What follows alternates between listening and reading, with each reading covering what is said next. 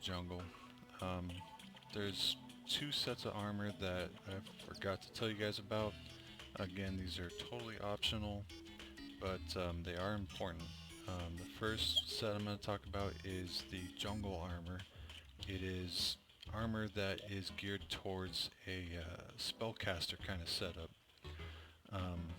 And to craft it, we need three materials that you find in the jungle: the Jungle Spores, the Vines, and the Stingers.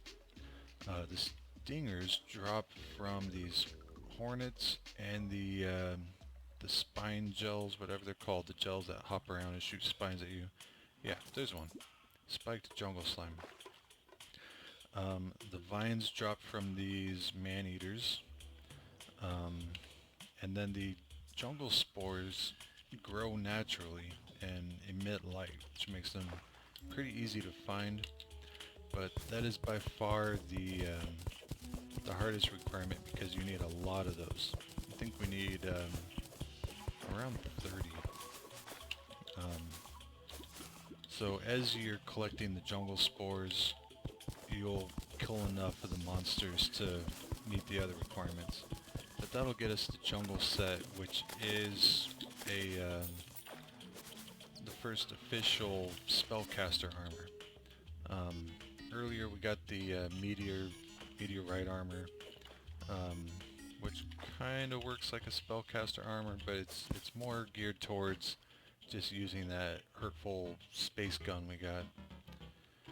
So I'm going to go ahead and collect the resources I need, and then I'll come back once I'm ready to actually craft the armor and show you guys what it does. Okay, I'm back to base now. The jungle ended up being very lucrative for me. First of all, I got my Hermes Boots. Those are the boots I was talking about that let you run really fast. I actually found two, and I've already combined them with another accessory that allows me to fly. I'll show you that in a second. The other thing I wanted to get was this magic mirror.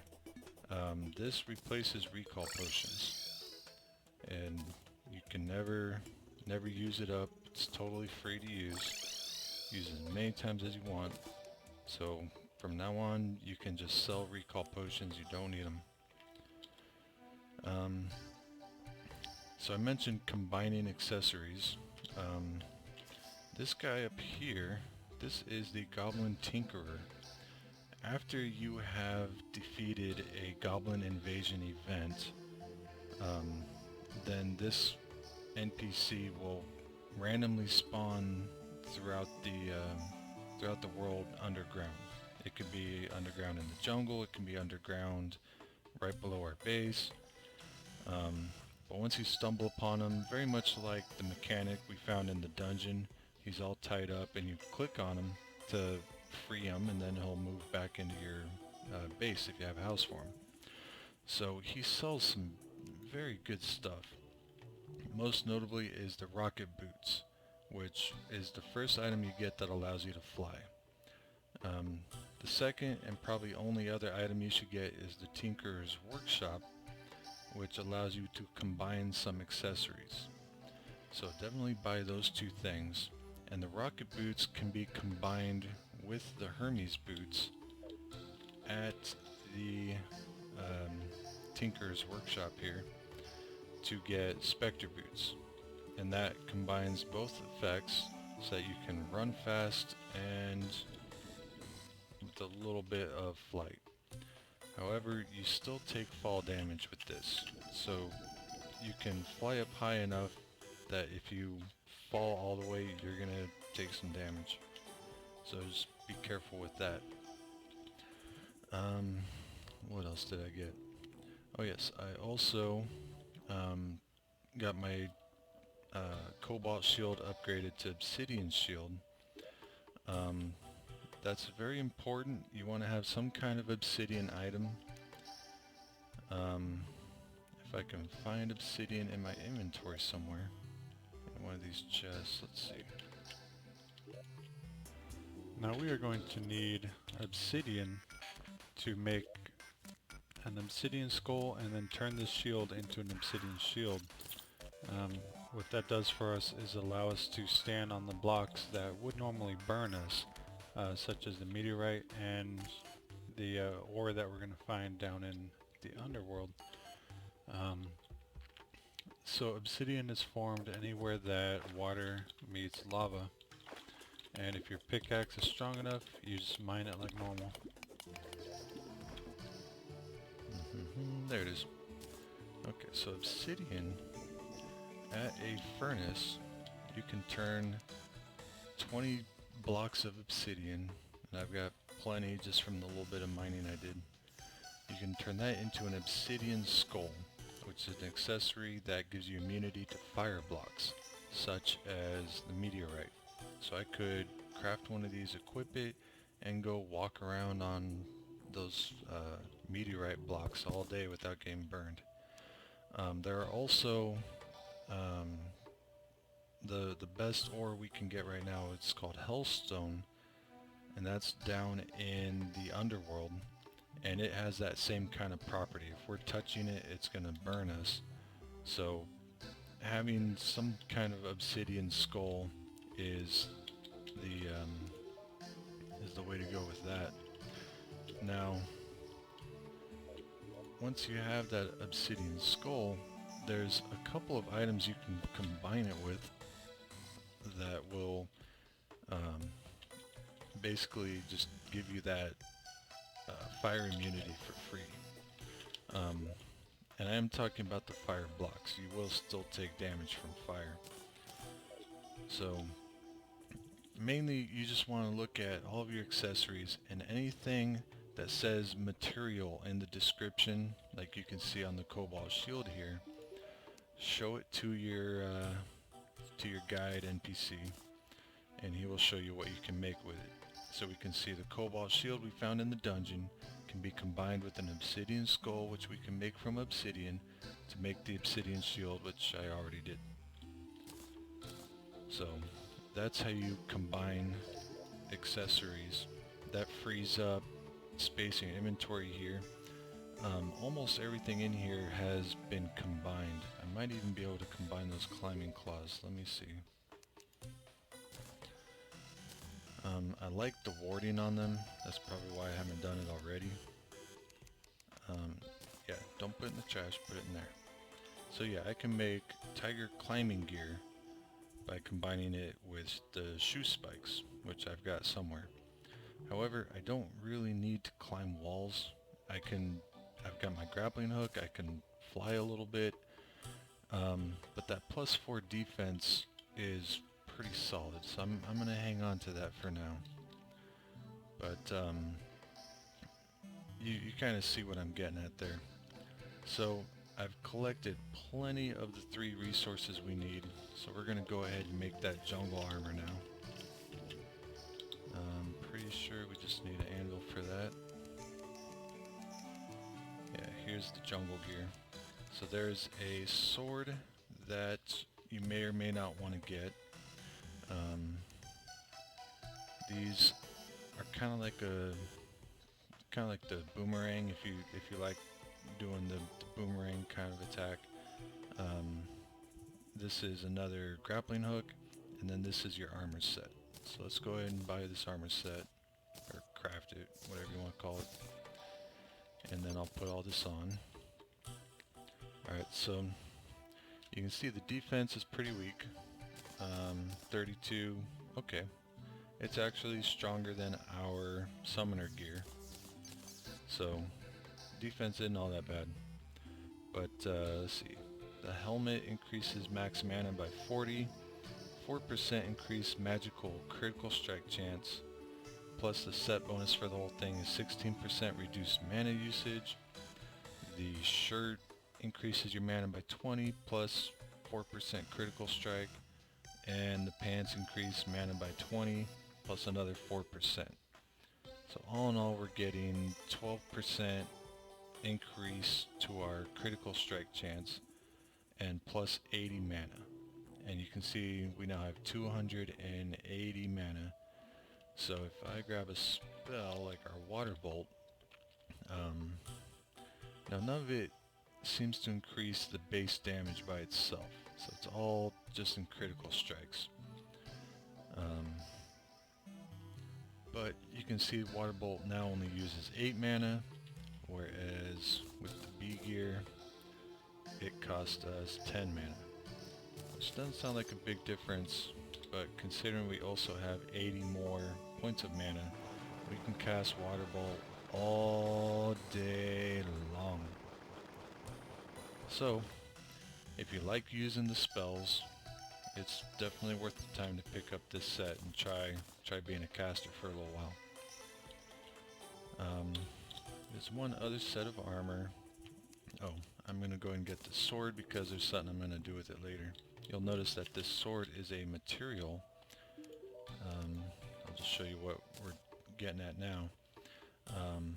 So the Blade of Grass, along with the Muramasa that we found in the dungeon, along with the Blood Butcher, which you can craft from the resources you get from killing that second boss, plus the Fiery Greatsword, which we can make once we start mining that Hellstorm.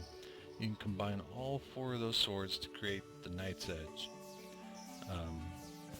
which is the best sword that we can get at this stage of the game. If you are interested in being a melee character, then you're definitely going to want to take the time to put this thing together.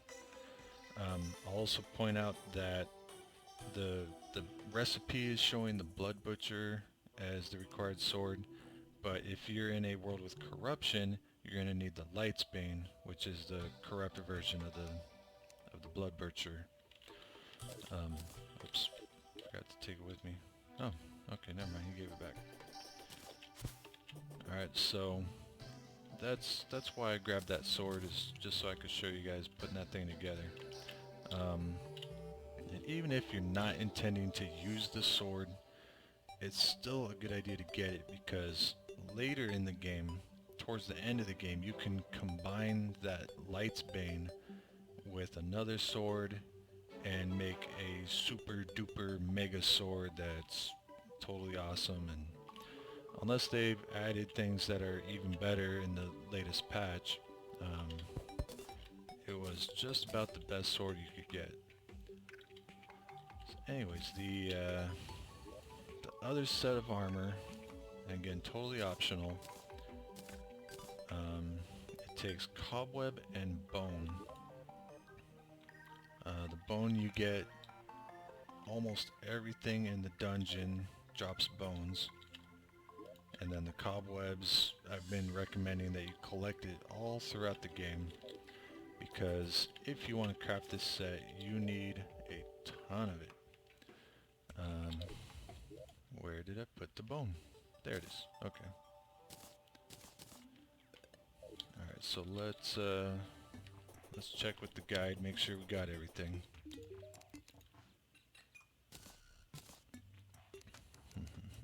Okay, there it is. Necro, helmet, breastplate, and greaves. So, alright, they've reduced the cost a lot. It used to take a lot more cobweb than this. So, that's good news, because I really like the way this set looks, and I used to always end up having to go out and mine cobweb all day. And it's not built at the anvil. Maybe the furnace? Nope. Maybe the workbench? Yes, workbench. Alright, so Necro helmet, Necro breastplate, Necro greaves, and we're going to put that set on. Alright, so that had the same defense as our B armor for the summoner setup. So this gives you a cool little shadow effect while you're moving around, and it increases range damage. 5% per piece, so that's 15% increased damage overall, plus a 20% chance to not consume ammo. That's probably the most important part. It's less important for the slower firing ranged weapons like the bow and arrow, but if you are using, where's our gun salesman? There he is. If you're using something like this mini shark that has weak damage but fires a ton of shots, then that having that 20% chance to not use ammo when you fire is a really big deal. It's going to save you a lot of money on bullets. So if you want to play as a ranged character with a gun or bow and arrow, then you're going to want to take the time to build this set of armor. And one other thing, if you have a set of armor that you're not using but you really like the look of it, then you might want to craft one of these mannequins. You have to be standing by a sawmill to do it. Costs 20 of any kind of wood, and then you can plant this guy down there. And then say we're not going to be a spellcaster, so let's put the jungle armor on. You just click on it from your inventory, and then click on the mannequin. These are left clicks, and it's almost kind of like a statue wearing that armor. So rather than stuffing it in a box somewhere, might as well put it on display, right? So I've basically done everything I wanted to do before we head into the Underworld. So there's a potion that we're gonna want to have when we get down there, but it requires an ingredient that we can only get while we're down there. So rather than go down there, get that ingredient, come back and make the potions, I'm just gonna take a bunch of bottled water with us. You know, we really don't need all of it. I think even, yeah, that's plenty. Okay, let's show the guy a bottle of water. He'll show us all the potions we can make. Here it is. So once we get to the Underworld, we can find these fire blossoms, and that, along with water leaf and a chunk of obsidian, can make the obsidian skin potion, which gives us immunity to the lava. That's one half of the equation. We can still drown though, so that's what we need the gills potion for. And that one only lasts 2 minutes, so we're going to need a lot of this. But fortunately we have a ton of water leaf, but I don't think I got any coral. So we are going to have to make a trip to one of the oceans. Let's just take this stuff with us, and we'll be on our way.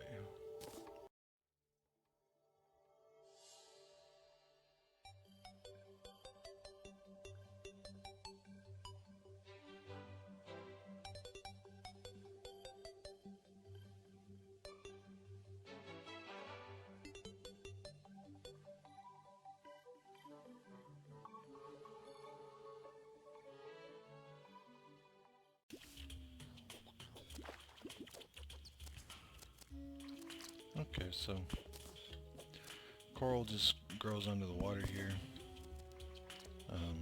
Just looks like little underwater plants. We only need, 5 or 6 of them. Looks like there's some chests that I haven't got yet. I'm gonna try and get those now.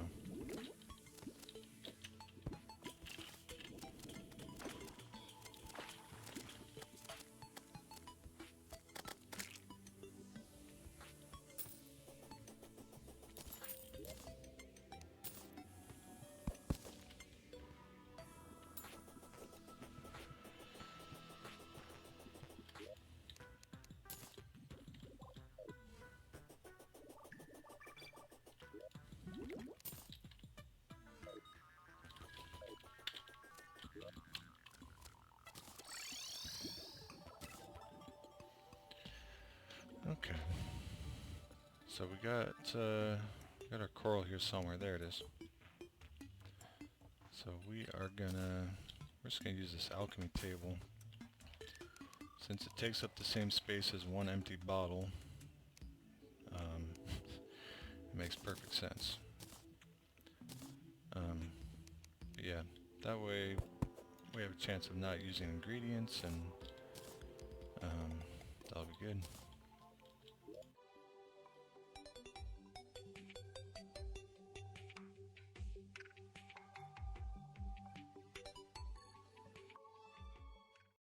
On these strange plants you find, I guess you show him to the dye trader.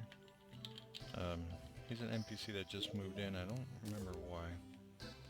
But I guess you show him strange plants and he gives you some awesome dye. Dye goes into this column here. You can dye your armor or your accessories. And behaves just like you would think. So that's kind of cool. What he just gave me is a rare dye. There are other dyes that you can create from drops from different monsters you find. While we're talking about appearance,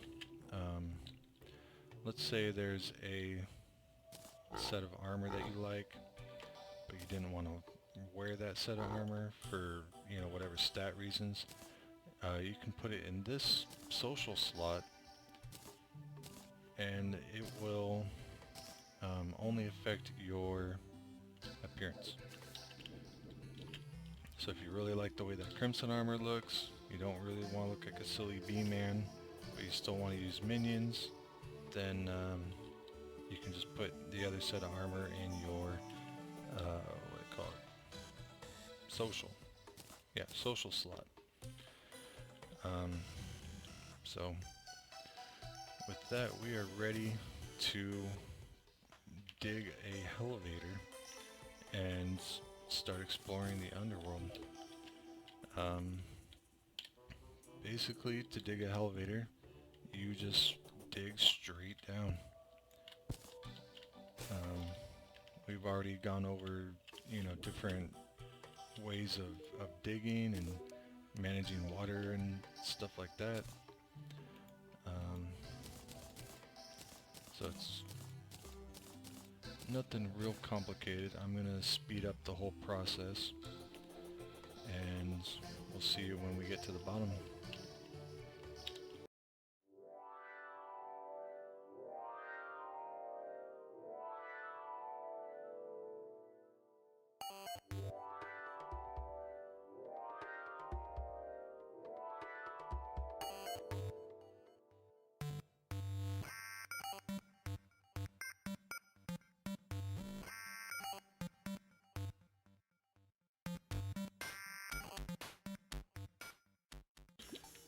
So here we have a giant pool of lava.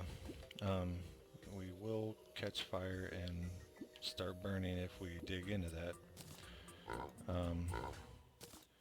There are several ways we can get around this. We can literally go around it, or one of my favorite methods is to just channel some water, fill this up with water, then as we dig, it's going to form obsidian, and as we dig through the obsidian, the water will drop down and kind of create obsidian walls through this chamber. So I'm going to climb back up and find a pool of water.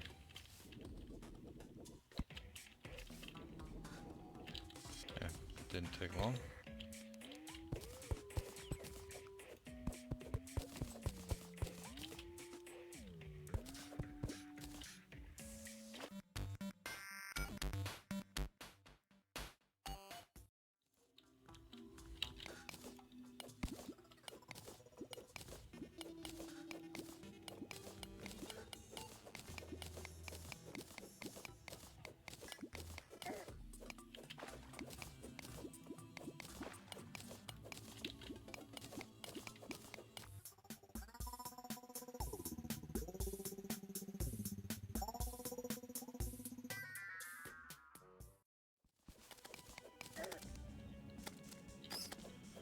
And here we are.